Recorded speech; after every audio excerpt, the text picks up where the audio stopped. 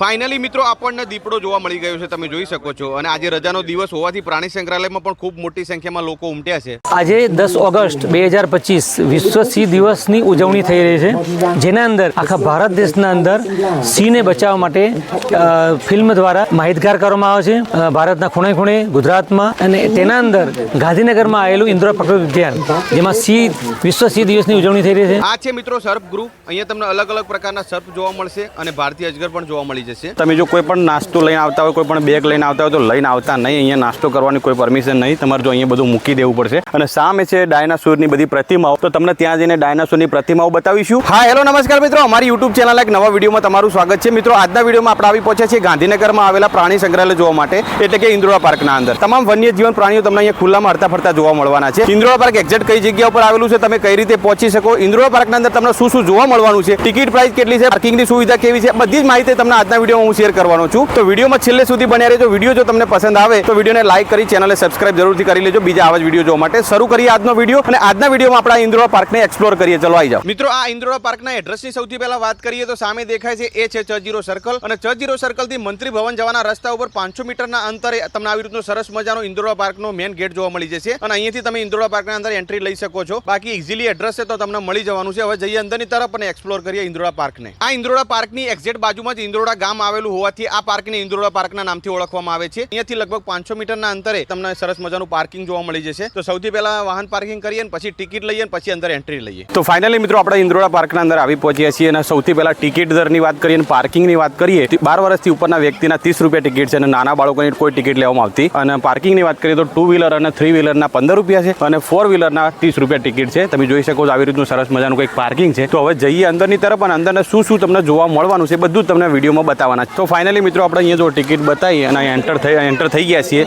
અને તમે જો કોઈ પણ નાસ્તો લઈને આવતા હોય, કોઈ પણ બેગ લઈને આવતા હોય તો લઈને આવતા નહીં. અહીંયા નાસ્તો કરવાની કોઈ પરમિશન નહીં, તમારે જો અહીંયા બધું મૂકી દેવું પડશે. અંદર કોઈ જ વસ્તુ લઈ જવા માટે અલાઉડ નથી. ઇન્દ્રોરા પ્રકૃતિ ઉદ્યાનમાં આપનું સ્વાગત છે. અને આજે છે વિશ્વ સિંહ દિવસ. નમસ્કાર, મારું નામ તુષાર દવે છે.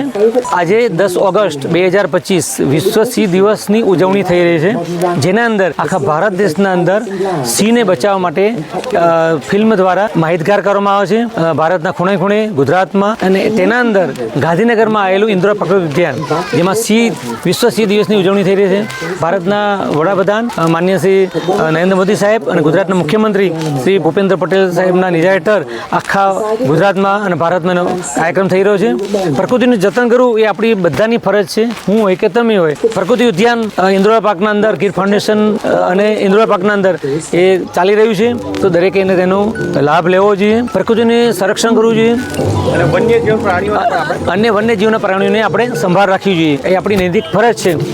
ઇન્દ્રોરા પ્રકૃતિ ઉદ્યાન અંદર ખાદ્ય ખોરાક પણ નથી લઈ જતા, પ્લાસ્ટિક પણ નથી લઈ જતા. તેનું એક જ ઉદ્દેશ છે કે વન્યજીવોને સુરક્ષિત રહે, એને કંઈ નુકસાન ના થાય, પ્રકૃતિનું જતન થાય, એ હેતુથી છે. એટલે બધા ચાલો આપણે વિશ્વ સિંહ દિવસની ઉજવણી ધામધૂમથી ઉજવીએ. જય હિન્દ, જય Bharat. Forest of Gujarat state, ગુજરાતના અંદર જ્યાં જ્યાં પણ પ્રાણી સંગ્રહાલય આવેલા છે, જ્યાં જ્યાં પણ ફોરેસ્ટ વિભાગ આવેલા છે, એ બધી જ માહિતી અહીંયા ગુજરાતના નકશામાં દર્શાવવામાં આવી છે. તમે જોઈ શકો છો. તો તમે વિડીયો પુશ કરીને બધી ડિટેલ વાંચી શકો છો. મિત્રો, ઇન્દ્રોરા પાર્કના અંદર સૌથી પહેલા તમને આ વસ્તુ જોવા મળશે, ડાયનાસોર અને ફોસિલ વિભાગ. તમે જોઈ શકો છો વર્ષો જૂના જે ડાયનાસોર કેવા હતા અને ડાયનાસોરના અવશેષો છે, એ બધી વસ્તુ તમને ઇન્દ્રોરા પાર્કના અંદર જોવા મળવાની છે. શરૂઆતમાં તમે જોઈ શકો છો આવી રીતનું અહીંયા મેપ દ્વારા દર્શાવવામાં આવ્યું છે અને એની પ્રતિમા પણ અહીંયા બતાવવામાં આવી છે. મિત્રો, અહીંયા મેપ દ્વારા પણ દર્શાવવામાં આવ્યું છે કે ડાયનાસોર પ્રાણીઓની ઉત્ક્રાંતિ કઈ રીતે થઈ. તમે જોઈ શકો છો આવી રીતે અલગ અલગ બધી વસ્તુ તમે વિડીયો પુશ કરીને વાંચી શકો છો. આ છે એલોસોરસ અને આ છે સ્ટેગોસોરસ. અને સરસ મજાની પ્રતિમાઓ અહીંયા મૂકવામાં આવી છે ઇન્દ્રોરા પાર્કના અંદર. સ્ટેગોસોરસનો ઇતિહાસ વાંચવો હોય તો અહીંયા છે અને એલોસોરસનો ઇતિહાસ વાંચવો હોય તો એની બાજુમાં આવેલો છે. તો તમે વિડીયો પુશ કરીને પણ વાંચી શકો છો. ડાયનાસોરનો જે ઇતિહાસ છે 135 મિલિયન વર્ષ પહેલાં, એટલે કે 13.5 કરોડ વર્ષ પહેલાં ડાયનાસોરની જે પ્રજાતિ હતી તમને જોવા આપણને મળતી.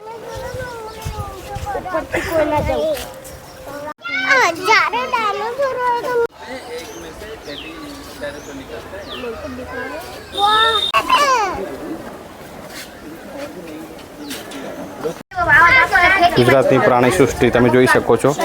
કઈ જગ્યાએ કઈ જીવજંતુ કઈ જગ્યાએ રહે એ બધું અહીંયા દર્શાવવામાં આવ્યું છે. ગુજરાતની તમામ પ્રાણી સૃષ્ટિ અહીંયા દર્શાવવામાં આવી છે. મિત્રો, ઇન્દ્રોવા પાર્કના અંદર તમે જો આવો છો તો તમને પાણીની કોઈ જાતની તકલીફ પડવાની નહીં, કેમ કે આવી રીતે તમને અલગ અલગ જગ્યાએ સરસ મજાની ઠંડા પાણીની બરફ જોવા મળી જશે, એટલે પાણીની તમને કોઈ પણ જાતની તકલીફ નહીં પડે. ડાયનાસોર અને ફોસિલ પાર્ક જોઈને આપણે આવી પહોંચ્યા છીએ સર્પ ગૃહ પાસે. અહીંયા તમને અલગ અલગ પ્રકારના સર્પ જોવા મળી જશે, અજગર જોવા મળી જશે. કયા કયા સાપ છે, કયા કયા અજગર છે, આપણે જોઈશું. ચલાવી જાઓ. છે ઇન્ડિયન કોબરા, તમે જોઈ શકો છો અત્યારે આરામ કરે છે, જેને આપણે નાગ દેવતા કહીએ છીએ. ફળચિત્રો સાપ તમે જોઈ શકો છો મિત્રો. અલગ અલગ પ્રકારના જે સાપ હોય છે એમાંનો આ એક સાપ છે ધામણ સાપ. આ છે ભારતીય અજગર, તમે જોઈ શકો છો. મિત્રો, તમને સર્પ ગૃહ બતાવ્યું એટલે કે અલગ અલગ પ્રકારના સાપ બતાવ્યા, તમને અજગર બતાવ્યો. હવે આપણે જઈશું, તમે જોઈ શકો છો, સિંહ, વાઘ અને દીપડો જોવા માટે. તો એના પાછળના ભાગે જ આ તમને વાઘ, સિંહ અને દીપડો જોવા મળશે. તો હવે આપણે જોવા જઈએ તે તરફ. ઇન્દ્રોવા પાર્કના અંદર તમને એશિયાઈ સિંહ જોવા મળશે. સામે તમે જોઈ શકો છો પથ્થરના નીચે અત્યારે આરામ કરે છે. બપોરનો ટાઈમ છે એટલે તમને કંઈક આવી રીતે જોવા મળશે. બાકી સવાર સાંજ તો અહીંયા બધે ફરતો તમને જોવા મળી જશે એશિયાઈ સિંહ. સિંહ જોયો, હવે આપણે આવી ગયા છીએ વાઘ જોવા માટે. અને અત્યારે વાઘ પણ આરામ કરે છે, તમે જોઈ શકો સામે.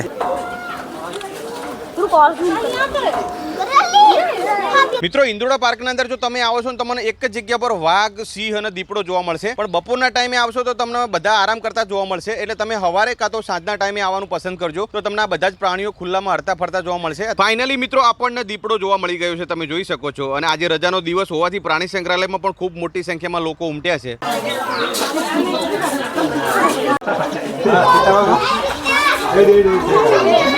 મિત્રો, તમને અહીંયા પહાડી પોપટ જોવા મળી જશે.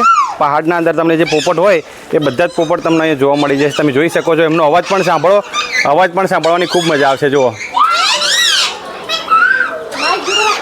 મિત્રો, જો તમે ઇન્દ્રોડા પાર્કના અંદર આવો છો તો ઇન્દ્રોડા પાર્ક એ ખૂબ મોટા વિસ્તારમાં ફેલાયેલો છે. લગભગ તમારે 3-4 કિલોમીટર અહીંયા ચાલવું પડશે. તો ચાલવામાં જો તકલીફ પડતી હોય એવા લોકોએ અહીંયા આવવામાં થોડુંક ધ્યાન રાખીને આવવું. બાકી ઇન્દ્રોડા પાર્કના અંદર તમને ખૂબ જ મજા આવવાની છે. ઘણી બધી વસ્તુ અહીંયા જોવાલાયક તમને જોવા મળી જવાની છે.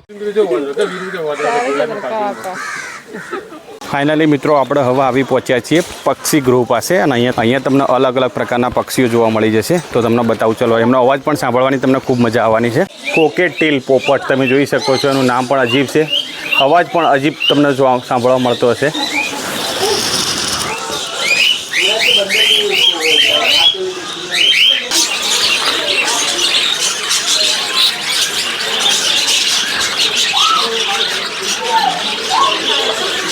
મિત્રો, અહીંયા વન્યજીવન પ્રાણીઓમાં જો સફેદ કાળિયાર જોવા મળી જશે, કાળા કાળિયાર પણ જોવા મળી જશે, સાબર જોવા મળી જશે, હરણ જોવા મળી જશે. આ વન્યજીવન પ્રાણીઓ પણ તમને અહીંયા જોવા મળવાના છે. આ ઇન્દ્રોડા પાર્ક એ જંગલ વિસ્તારમાં આવેલો છે અને સાબરમતી નદીના કિનારા ઉપર જ આવેલો છે. આજુબાજુ તમને આવો જંગલ જેવો અહેસાસ થવાનો છે. કુદરતી સૌંદર્યથી ભરપૂર લીલોતરી જોવા મળશે. ટ્રેકિંગ લવર માટે તો આ જગ્યા બેસ્ટ રહેવાની છે, કેમ કે તમે કોઈ જંગલ વિસ્તારમાં ફરતા હોય ને એવો તમને અહેસાસ થવાનો છે. તમે જોઈ શકો છો બંને બાજુ સરસ મજાના લીલાછમ વૃક્ષ અને વચ્ચે સરસ મજાનો વળાંકવાળો રસ્તો. અહીંયા તમને નાના મોટા કાચબા પણ જોવા મળી જશે. તમે જોઈ શકો છો આવી રીતના નાનાથી લઈને મોટી સાઈઝના તમામ કાચબા તમને અહીંયા જોવા મળવાના છે. આ પાર્કના અંદર તમને નાના મોટા ઘણા બધા મગર જોવા મળી જશે. તમે જોઈ શકો એક બાજુ મગરના બચ્ચા રાખવામાં આવેલા છે અને એ બીજા વિભાગના અંદર તમને મોટા મોટા મગર જોવા મળી જશે. તો તમે મગરમચ્છ પણ અહીંયા જોઈ શકો છો. ઇન્દ્રોડા પાર્કના એન્ડ પોઈન્ટ ઉપર તમને આવું સરસ મજાનું બ્લુ વેલનું હાડપિંજર જોવા મળી જશે અને એની માહિતી પણ અહીંયા નીચે દર્શાવવામાં આવી છે. તો તમે વિડીયો પુશ કરીને બધી ડિટેલ વાંચી શકો છો. અહીંયા આવેલું છે બોટોનિકલ ગાર્ડન, જેમાં તમને અનેક વનસ્પતિના છોડ જોવા મળી જશે, જે આયુર્વેદિક દવામાં ખૂબ જ ઉપયોગી હોય છે.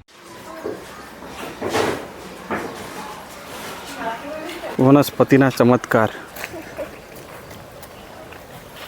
ઉર્જા અને જળવાયુ પરિવર્તન માહિતી કેન્દ્ર અહીંયા દર્શાવવામાં આવી છે. ઉર્જા તંત્ર, જળવાયુ પરિવર્તનનો પરિચય. બાકી તમને અહીંયા ઘણું બધું વાંચવા, જોવા, જાણવા, શીખવા મળશે. તમે જોઈ શકો છો આપણા જીવન જરૂરિયાતમાં ઘણી બધી વસ્તુનો ઉપયોગ થતો હોય છે. પરિવહન છે, ટ્રાન્સપોર્ટેશન છે, ઉદ્યોગો છે, ખેતીવાડીને લગતું અહીંયા ઇન્ફોર્મેશન છે, વીજળી અને ઉષ્મા, ઘણી બધી ઇન્ફોર્મેશન અહીંયા દર્શાવવામાં આવી છે.